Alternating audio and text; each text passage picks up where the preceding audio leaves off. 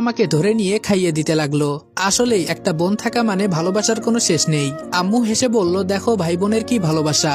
ঈশা বলল, আম্মু আসো আজকে তোমাকেও খাইয়ে দেই। আম্মু বলল, না মা তোরা খা। খাওয়া দাওয়া শেষ করে রুমে গিয়ে ঘুমিয়ে পড়লাম। সকালে মেম্বার কিছু মুরব্বি আর মিষ্টি নিয়ে এলো। মাহি আর আমার বিয়ের দিন তারিখ ঠিক করে মুরব্বিরা চলে গেল। মেম্বার শুধু একা বসে আছে আর আমি দেখতে পাচ্ছি ঈশা কান্না করছে। কি করব, আমার তো আর কেউ নেই যে আমাকে টাকা দিয়ে সাহায্য করবে, কেউ যে নেই আমার পাশে। মেম্বার বলল, রনি তোমাকে একটা কথা বলাই হলো না। আমি বললাম, জি আঙ্কেল বলেন। মেম্বার বলল, আঙ্কেল না বাবা বলে ডাকবা। আমি বললাম, জি কি বলবেন বলেন। মেম্বার বলল, বিয়ের পর তোমাকে ঘর জামাই থাকতে হবে, এইটা আমার মেয়ে বলেছে। ও নাকি আমাকে ছাড়া থাকতে পারবে না।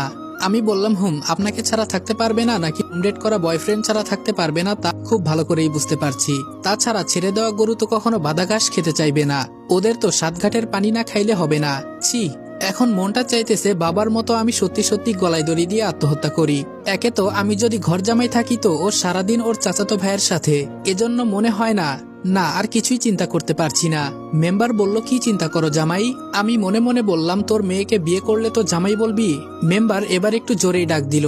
আমি বললাম, জি কিছু বললেন? মেম্বার বলল, তাহলে তুমি ঘর জামাই থাকতে রাজি তো? আমি বললাম, না আমি পারবো না, আমার আম্মু আর ছোট বোনের কি হবে আমি চলে গেলে। মেম্বার বলল, যদি কিছু না মনে করো আরেকটা কথা বলবো। আমি বললাম, জি বলেন। মেম্বার বলল, তোমার মা আর তোমার বোনকে যদি চাও তাহলে আমি বিয়ে করতে রাজি আছি, দুজনকেই একসাথে বিয়ে করব, তাহলে সবাই একসাথে থাকা হবে। আমি সাথে সাথে মেম্বারকে বিশ্রী ভাষায় গালি দিয়ে বললাম, তোর সাহস তো কম না আমার মা আর বোনকে নিয়ে উল্টাপাল্টা কথা বলিস। বারান্দায় ছিল লম্বা একটা বাঁশ, ওইটা দিয়ে উড়াধুরা মারতে লাগলাম।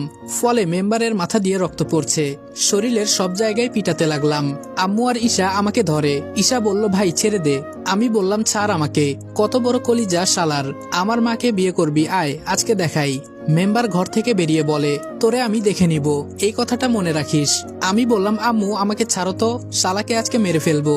ঈশা বলল, ভাইয়া শান্ত হ।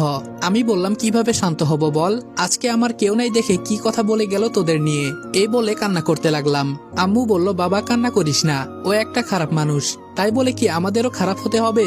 আমি বললাম, ও কি কথা বলে গেল আম্মু? আম্মু বলল, বাবা তুই একটু শান্ত হ, বিকালে আমাদের বাড়িতে অনেকে এসেছে, আমি নাকি মেম্বারকে বিনা কারণে মেরেছি, মুরব্বীরা আমার বিচার করবে। মেম্বার নাকি থানায় আমার নামে মামলা করতে গিয়েছিল, আমি গ্রামের ছেলে বলে মুরব্বীরা মামলা করতে দেয়নি, তাই তারা আজকে সবাই মিলে আমার বিচার করতে এসেছে, আমি সবার মাঝে বসে আছি।